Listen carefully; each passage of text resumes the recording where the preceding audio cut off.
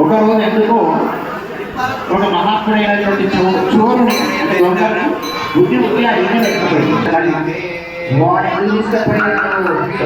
భగవంతుడికి అందరి తరఫున అందరము సమర్పణ చేస్తున్నాము. ఎవరో చేయలేదు, ఎవరో చేసేటువంటి భావన కాదు, అందరి కోసం అందరం చేసుకున్నటువంటి అందమైన కార్యక్రమం. కాబట్టి అందమైన కార్యక్రమం లాగా ఉంచాలి కానీ అందమైన కార్యక్రమం లాగా చేయకూడదు. కనుక ఎవ్వరు కూడా ఇక్కడ చేసిన తర్వాత క్రమశిక్షణ రావద్దు.